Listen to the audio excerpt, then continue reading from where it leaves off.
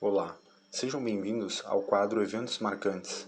Hoje, embarcaremos em uma jornada cheia de conflitos políticos e militares que marcou a Segunda Guerra Civil da República Romana. Convido-os a girar a ampulheta e adentrar nas areias do tempo, transportando-nos para o ano de 49 a.C. Lá, mergulharemos nas profundezas de um embate onde intrigas e espadas se entrelaçaram, deixando cicatrizes na história de Roma e moldando seu futuro de forma irrevogável.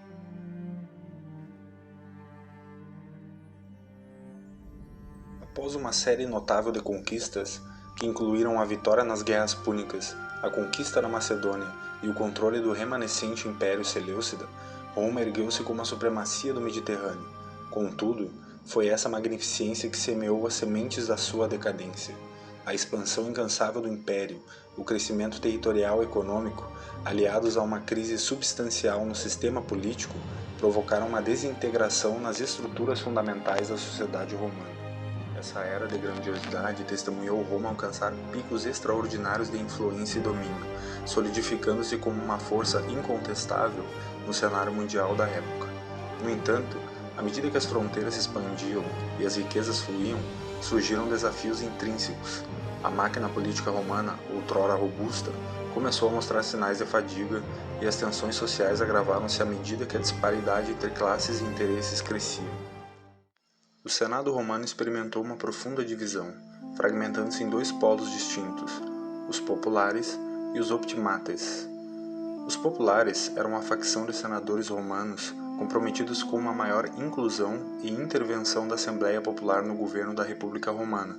Essa ala promovia ideias progressistas e uma abordagem mais democrática, visando atenuar o poder absoluto do Senado.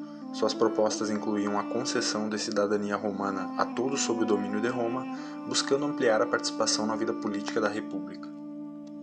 Entre as propostas inovadoras dos populares, destacava-se a iniciativa de realizar reformas agrárias.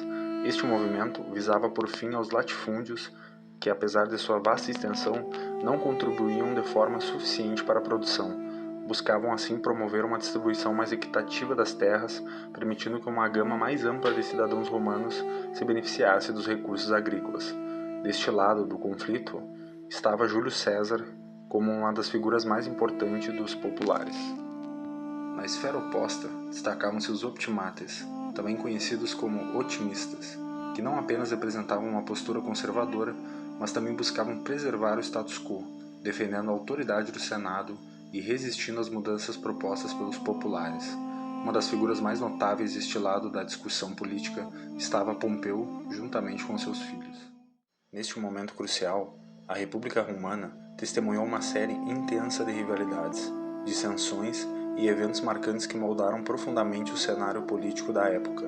Destacam-se entre esses eventos a Guerra Márcica, também reconhecida como a Guerra dos Aliados, que representou um conflito significativo com os aliados de Roma. Além disso, o período foi marcado por um golpe de Estado, um episódio de mudança no governo que ressoou por todo o sistema político romano, uma guerra civil entre os dois lados do Senado e conspirações frustradas. Júlio César, afastado de Roma durante os turbulentos eventos que marcaram aquele período catastrófico, retornou à cidade ao término do conflito interno, revelando-se uma figura proeminente na busca pela estabilidade. Sua volta marcou o início de uma notável ascensão no Senado, onde ele desempenharia um papel crucial na transformação política, social e econômica da República Romana. Dedicando-se à implementação de reformas significativas, alinhadas com os princípios dos populares, ele consolidou uma base política sólida. Ao longo de sua trajetória, que o conduziu de volta a Roma, Júlio César trilhou uma notável ascensão na carreira pública, alcançando finalmente o prestigioso cargo de cônsul, a mais alta posição política de Roma. No entanto, cada passo desse percurso provocava a ira de seus oponentes optimates, que viam com desconfiança as mudanças propostas por ele. Com o intuito de solidificar sua influência política, Júlio César estabeleceu uma aliança com Marco Licínio Crasso e Pompeu o Grande. Este acordo de cooperação delineou o surgimento do primeiro triunvirato. Cada membro desse triunvirato contribuía com benefícios específicos, visando a criação de uma base política estável em Roma.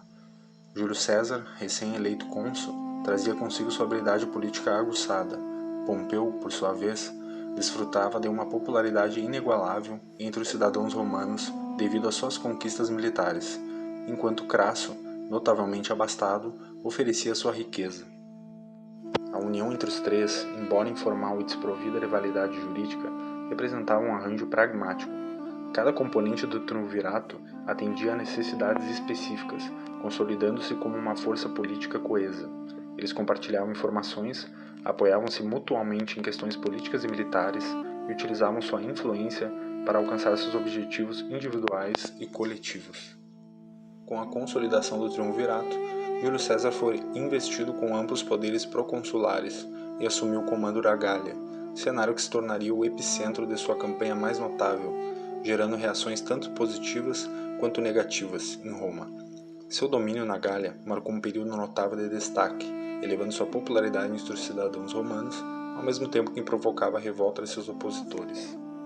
Enquanto César se emergia nas conquistas e administração da Gália, Pompeu recebia terras para suas legiões, fortalecendo sua posição militar.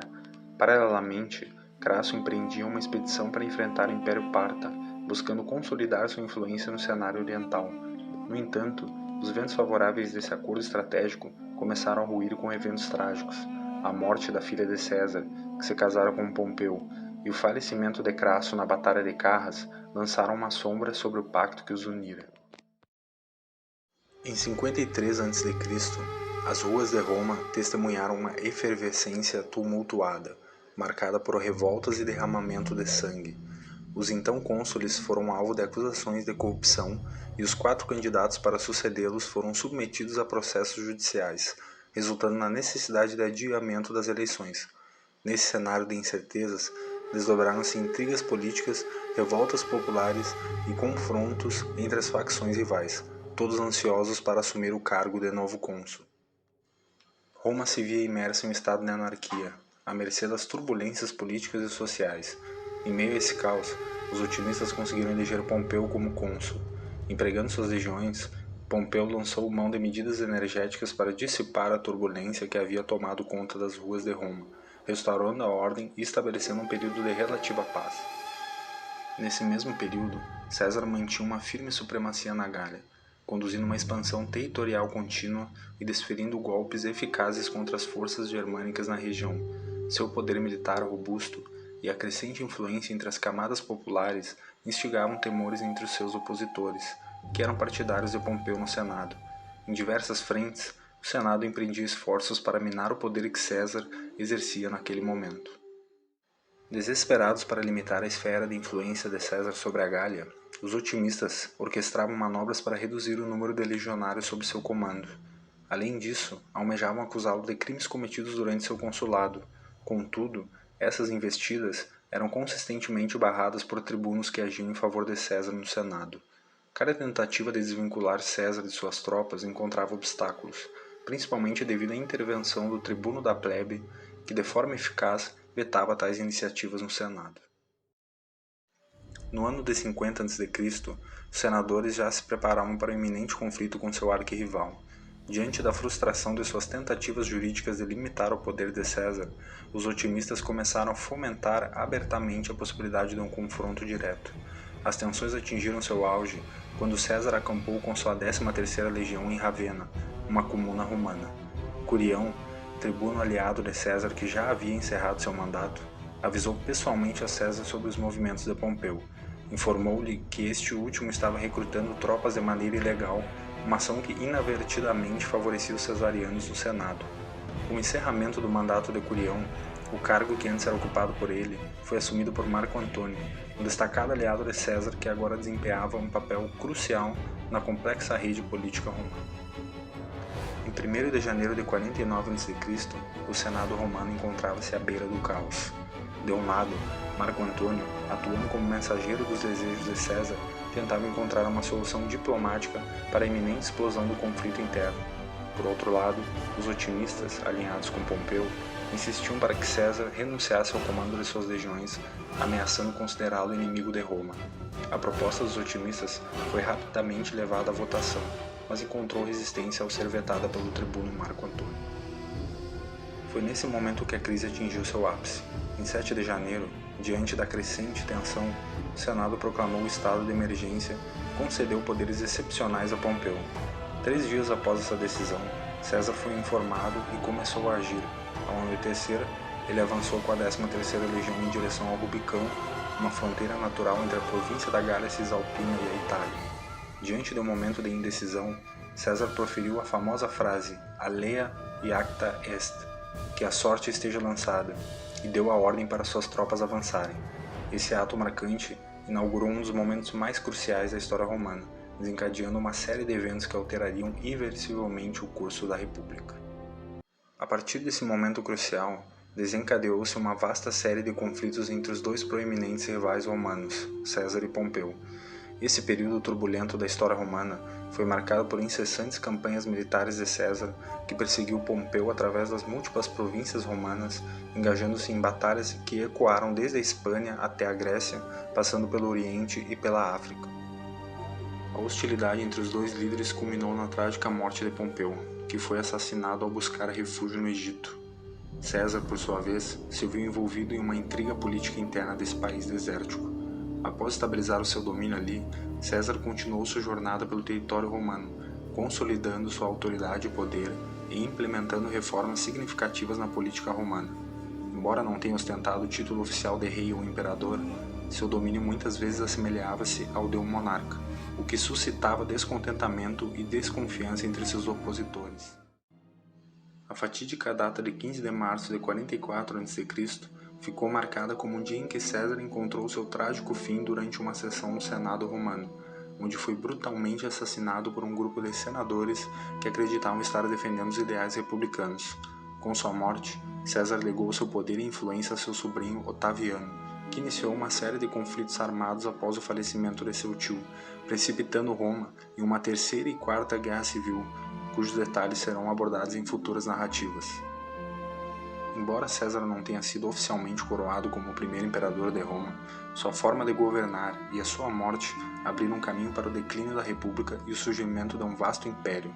Seu legado, marcado por uma mistura de conquistas militares e reformas políticas, foi fundamental na transformação da estrutura política romana. Nos próximos vídeos, testemunharemos o incrível desdobramento da história, à medida que a República Romana desmorona sob o peso de mais guerras civis, culminando na ascensão de um império que futuramente alcançaria níveis colossais. Fiquem ligados para descobrir os segredos e as reviravoltas que moldaram o destino de uma das maiores civilizações da história.